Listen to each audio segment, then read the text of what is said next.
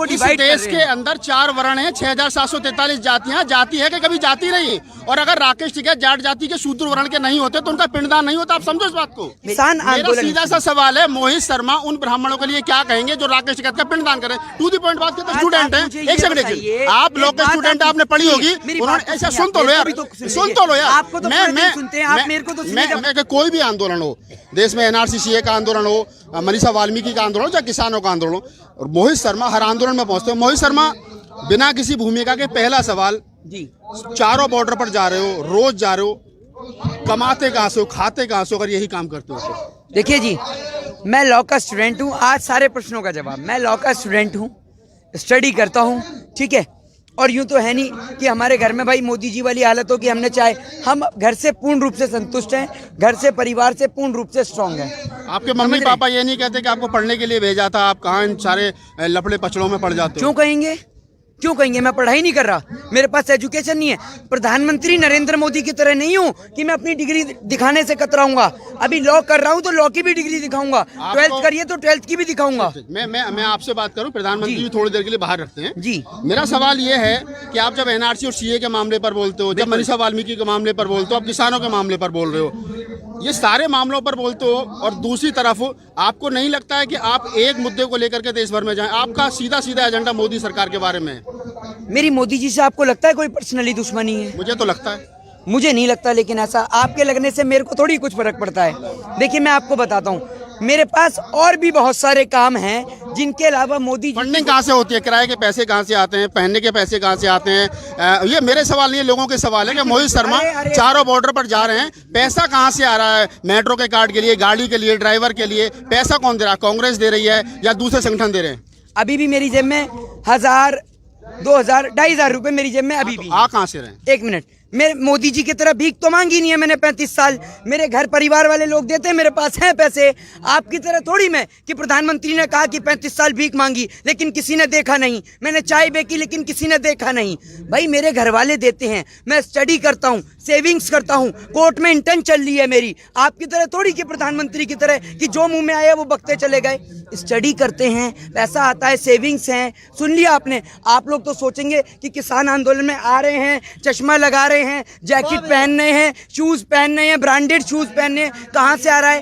अरे भाई हमारी फैमिली फुली डेवलप्ड फैमिली है हमारी। फैमिली बैकग्राउंड क्या है मोहित शर्मा? क्यों आपको फैमिली के बारे में क्या बताऊं मैं? आप बता रहे हैं ना फैमिली का। मेरी हाँ तो फैमिली में मेरे फादर का बिजनेस है, बिजनेस है मेरे फादर का, और देश में आजादी है राइट टू स्पीच की।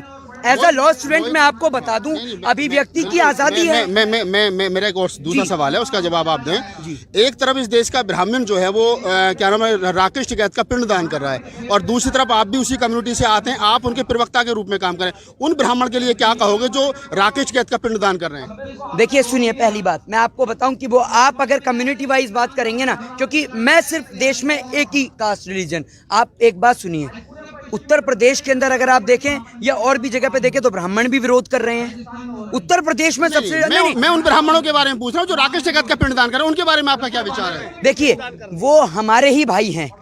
जो आज आपके नेता का जो लोग पिंडदान कर रहे हैं, जो सनातनी परंपरा के विरोध में, वो आपके भाई कैसे हैं? तो आप मेरी बात तो सुनिए, पूरे देश में हमारे सभी भाई हैं, ठीक है? वो भले ही हमारे दुश्मन हो, चाहे हमारे में मतभेद हो सकता है, तो मोदी जी भी आपके भाई हैं? नहीं, फिर तो मोदी जी भी आपके। मेरी बात आप बात सुनेंगे? Let me complete this sentence. सुनिए, वो हमारे भाई हैं जो राह से भटके हुए हैं, समझ रहे हैं?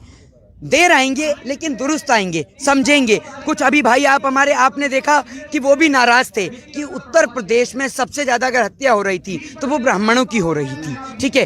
तो उन्होंने भारतीय जनता पार्टी का दामन, यही नाराजी भी। अरे आप सुनिए, जब आप आसाराम को भी ब्राह्मण बताने लगे, जब आप राम रहीम को भी ब्राह्मण बताने लगे, जब आप नित्यानंद को भी, चिन्मयानंद को भी, जब आप ये समझिए कि और तमाम जो भगवा धारण कर ले वो ब्राह्मण है क्या? और सुनिए, मैं तो जाति की बात कर रहा हूं, मैं तो जाति की बात करते हैं जाति की। अरे भाई सुनिए, आप मेरी बात सुनिए, आप मेरी नहीं, मैं आपको जवाब, मैं पहले बोलूंगा तभी मैं सुनूंगा, अब पहले मैं बोलूंगा तभी मैं सुनूंगा। आप अमेरिका का एक नागरिक आता है, उससे आप एक अमेरिका का एक नागरिक आता है, उससे आप पूछते हैं तो वो कहता है कि आई एम अमेरिकन, ठीक है? एक चाइना का एक बंदा आता है तो वो कहता है आई एम चाइनीज, एक जापान का आता तो कहता है आई एम जापानीज, तो आई am Indian, I am not caste religion.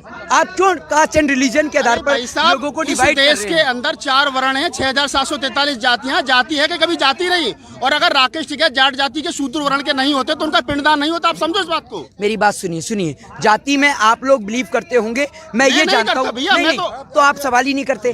किसान मेरा आंदोलन सीधा सा सवाल है, मोहित शर्मा उन ब्राह्मणों के लिए क्या कहेंगे जो राकेश टिकैत का पिंडदान करें? टू द पॉइंट बात खत्म। मैं उनसे ये कहना चाहूंगा कि वो जो हमारे भाई हैं जो राह से भटके हुए हैं, वो एक बार इस किसानों के तीनों कृषि काले कानूनों को पढ़ें और सुनिए वो कृषि कानून का विरोध या समर्थन नहीं कर रहे हैं। वो सिर्फ ये कह रहे हैं कि राकेश टिकैत ने ये टिप्पणी करी मंदिरों के बारे में कि उन्होंने मंदिरों के यहाँ आकर के लंगर क्यों नहीं लगाया, इसलिए ब्राह्मण विरोधी हो गए। और उन्होंने एक सेकंड, उन्होंने क्या नाम है, पिंडदान कर दिया। उन्होंने जो है वो एक राजस्थान में सभा करके कहा कि जाटों ने जितना चंदा दिया वो ले जाए आकर के। तो अगर यही बात है तो मेरा ये भी जाति से जुड़ा हुआ सवाल है, इसलिए मैं पूछ रहा हूं आपसे कि मोहित शर्मा भी ब्राह्मण है और वो भी ब्राह्मण है जो जाटों को चंदा वापस कर रहे हैं, जो जाटों का पिंडदान कर रहे हैं। तो आप अपनी जाति के लोगों को क्या समझाने की कोशिश करोगे, क्या कहोगे? एक तरफ आप फिर वक्ता बन रहे हो और दूसरी तरफ आप ही की जाति के लोग हैं जो क्या नाम है राकेश टिकैत का पिंडदान कर रहे हैं, जो सनातनी परंपरा के विरोध है। देखिए, मैं आपको एक बात सीधे तौर पे समझाऊं, मैंने नर्सरी से लेकर आज मैं लॉ कर रहा हूं,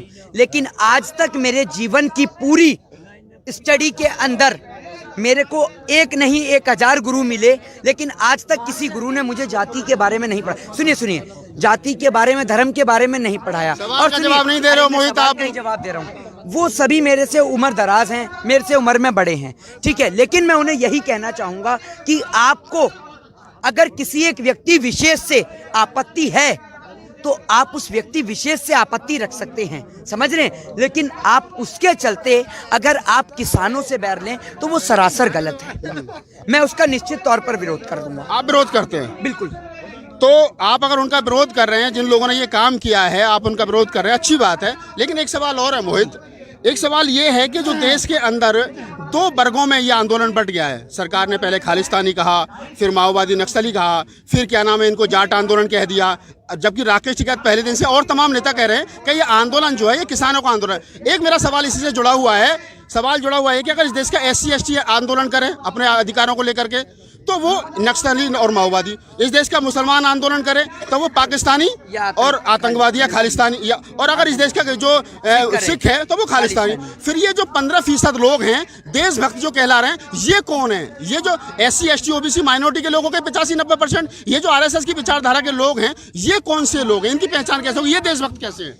देखिए, जो आपने भी बात करी ना SC और ST की, एक मैं आपको एक बात बताऊं, सुनिए, देश के अंदर बेटी चाहे मौलाना की हो चाहे पंडित की हो, बेटी बेटी होती है, और किसी बेटी के साथ गलत हो तो उस पिता के लिए उसकी बेटी की अहमियत उतनी ही रखती है जितनी कि एक पंडित के लिए रखती है, एक मौलाना के लिए रखती है। तो देश में अगर कोई भी किसी भी जाति के धर्म की बहन बेटी के साथ गलत हो तो उसकी सजा फांसी होनी चाहिए। दूसरी बात आपने SC ST की कही, एक बात मुझे बताइए कि देश के अंदर, आप इस सेंटेंस को समझिए कि देश के अंदर चाहे वो ब्राह्मण हो, शूद्र हो, वैश्य हो, SC हो, ST हो, OBC हो, हिंदू हो, मुस्लिम हो, सिख हो, ईसाई हो या अनदर कास्ट का व्यक्ति हो, अगर वो नरेंद्र मोदी जी के साथ है तो वो देशभक्त है, अगर वो भाजपा समर्थक है तो वो देशभक्त है। मैं ब्राह्मण हूं, मैं भाजपा समर्थक नहीं हूं तो मैं देशद्रोही हूं, लेकिन अगर मैं ब्राह्मण हूं, आप कांग्रेस समर्थक हैं? सुनिए, अगर मैं ब्राह्मण हूं, कांग्रेस समर्थक हैं? फिर अब क्या मैंने कहीं टैग लगा रखा है? आपने कहा मैं BJP समर्थक नहीं हूं, तो फिर किसके समर्थक हैं? एक बात मुझे बताइए, हर खांसने वाला क्या केजरीवाल होता है? जो खांसेगा वो केजरीवाल ही कहलाएगा क्या? केजरीवाल से आपको दिक्कत, मोदी जी से आपको दिक्कत, सपा से आपको दिक्कत? सपा के बारे में मैंने क्या बोला? नहीं, मैं कह रहा हूँ, तो फिर मोहब्बत किससे? कांग्रेस के बारे में क्या बोला, सपा के बारे में क्या बोला, बसपा के बारे में क्या बोला? मोहब्बत किससे? मोहित शर्मा को मोहब्बत किससे? देश से। भगत सिंह को किससे मोहब्बत थी? भगत सिंह को किस पार्टी की आइडियोलॉजी देना चाहेंगे आप? किस पार्टी की आइडियोलॉजी लेना चाहेंगे? इंडिविजुअल थे ना। तो मेरी उम्र 20 साल है सर। नहीं, एक मिनट, मेरी उम्र 20 साल है।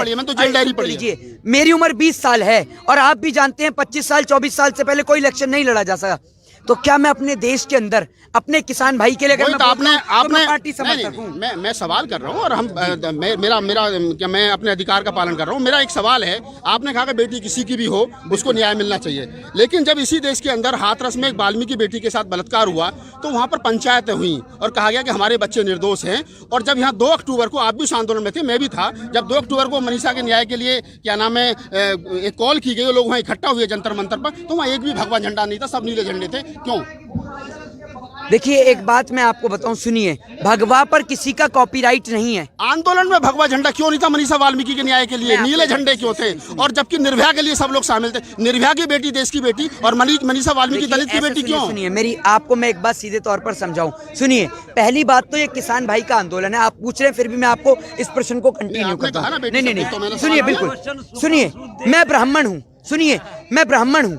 एक बात मुझे बताइए, भगवा पे किसी का कॉपीराइट है क्या? नहीं ना।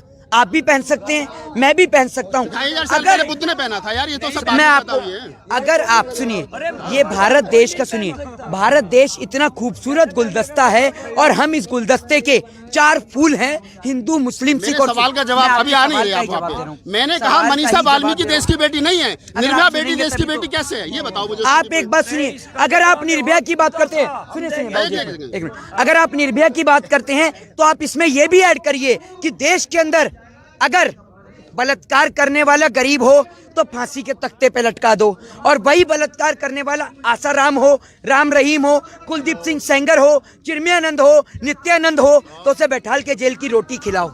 ये देश का कॉन्स्टिट्यूशन है, ये कानून है। ये कहना चाहते हैं आप? देश का कॉन्स्टिट्यूशन ठीक है। डॉक्टर अम्बेडकर ने 26 नवंबर 1949 को संविधान सभा में स्पीच दी थी, आपने पढ़ी? आप लोग स्टूडेंट हैं, एक सेकंड, आप लोग के स्टूडेंट आपने पढ़ी होगी। उन्होंने ऐसा सुन तो लो यार, सुन तो लो यार। आपको तो मैं सुनते हैं, आप मेरे को तो सुनिए, जब प्रश्न करते हैं तो उसका सवाल सुनने की मैं आप ही की बात को बड़ी कर रहा हूँ। आपकी बात, मैं अपनी बात सुनो, मेरी बात तो सुनिए। एक बात आप मुझे बताइए, कास्ट रिलीजन, जब आपने कहा कि आई एम इंडियन, तो इंडियन के अंदर में कास्ट और रिलीजन, सुनिए पहले सुनिएगा, बिल्कुल आप मेरे बात में आप बोलिएगा, मैं आपको सुनूंगा।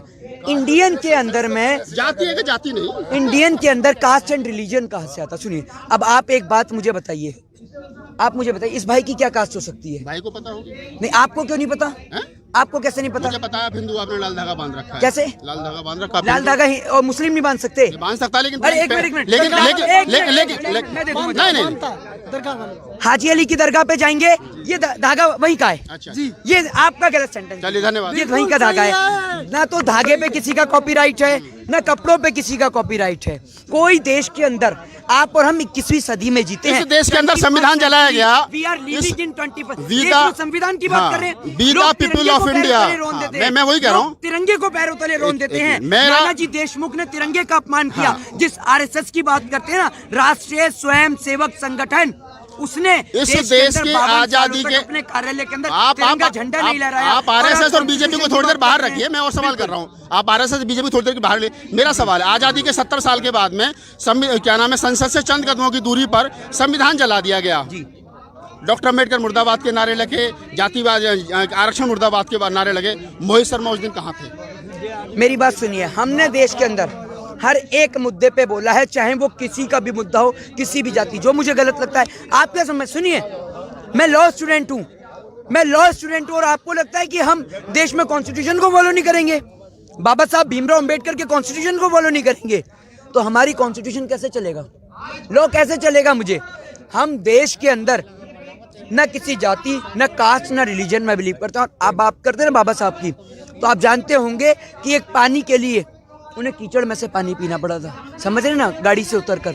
तो ये हमारे देश की एक बहुत गंदी सोच थी, उस सोच को हमें खत्म करना है। और आज उससे ऊपर उठ के आपने देखा कि साउथ अफ्रीका में श्वेत और अश्वेत के बीच, अमेरिकन और अफ्रो अमेरिकन के बीच में 2 जंगें छिड़ी, उसके चलते देश बर्बाद हुआ। तो देश को हमें श्वेत अश्वेत की राजनीति से, हिंदू और मुस्लिम की राजनीति से, कास्ट और रिलीजन की राजनीति से, एससी और एसटी की राजनीति से ऊपर उठा के हमारे देश में जब एक संविधान, एक कानून, जब हम बोलते हैं जय श्री राम, जब हम बोलते हैं भारत माता की जय, जब हम बोलते हैं वंदे मातरम, तो हम क्यों नहीं बोलते एक बार कॉन्स्टिट्यूशन जिंदाबाद? वो कॉन्स्टिट्यूशन जो हमें आजादी देता है इन सब चीजों को, मैं वही तो कह रहा हूँ, हम उसको जाए क्यों नहीं बोलते? जबकि वो कंपलसरी है। तो इसीलिए मैं कहना चाहता हूं कि देश के अंदर सरकार को एक नियम तो लागू करना चाहिए कि आई एम इंडियन, मैं भारतीय हूं, और मैं गर्व से कहता हूं, छाती ठोक के कहता हूं, I am Indian, we the people of India. और मुझे गर्व है अपने आप को इंडियन कहते हुए। चलते चलते आखिरी सवाल है, चलते चलते आखिरी सवाल है मोहित, आप बहुत अच्छा बोलते हैं, लोग आपकी फैन फॉलोइंग बहुत अच्छी है, इसलिए मैं भी सोच रहा हूँ कि आपकी तरह मैं भी थोड़ा सा पॉपुलर हो जाऊँ आपसे बातचीत करके। और मेरा एक अंतिम सवाल है, और अंतिम सवाल ये है कि जब संविधान सबको बराबरी का हक दे रहा है, संविधान में सबको, बाबा साहब डॉक्टर अम्बेडकर ने कहा है कि समता, मैत्री, करुणा, भाईचारे पर संविधान आधारित है, फिर ये जो लोग संविधान को जला रहे हैं, जो लोग संविधान को नहीं मान रहे हैं, जो लोग जातियां ढो रहे हैं, जो लोग जाति के आधार पर एक दूसरे को छोटा बड़ा कह रहे हैं, जो लोग वर्ण व्यवस्था में बटे हुए हैं, जो लोग 6743 जातियों में बटे, उनके लिए मोहित शर्मा का क्या जवाब है? अगर ये देश में संविधान को नहीं फाड़ेंगे तो हिंदू और मुस्लिम के नाम पर हिंदुओं में बंटवारे की राजनीति कैसे करेंगे, वोट बैंक कैसे प्राप्त करेंगे मेरे भाई? ये सारा खेल इस कुर्सी का है, जिस कुर्सी के चलते देश के नेता एक भाई को दूसरे भाई से लड़वाते हैं। जो नियम, सुनिए, जो नियम अंग्रेजों ने अपनाया, डिवाइड एंड रूल, उन लोगों के लिए सिर्फ एक चीज है, वो है जूता।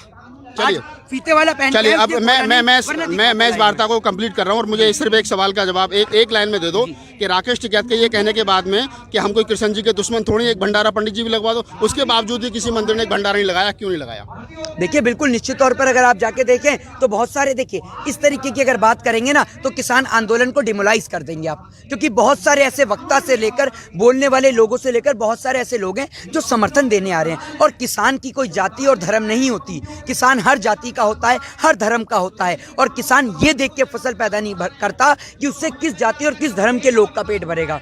उस फसल से एक सरकार तो कर रही है, मुस्लिम भी भरता है, सरकार तो कर रही है कि जाटों का आंदोलन है। अरे ये सरकार तो पहले ये भी कह रही थी पंजाब और हरियाणा वालों का आंदोलन है। चलिए, तो सरकार की आदत है। तो दोस्तों, ये थे मोहित शर्मा, और मैंने बहुत सारे सवाल उनसे तीखे किए और उन्होंने बड़े अच्छे तरीके से अपने आप को कवर करते हुए जवाब दिए।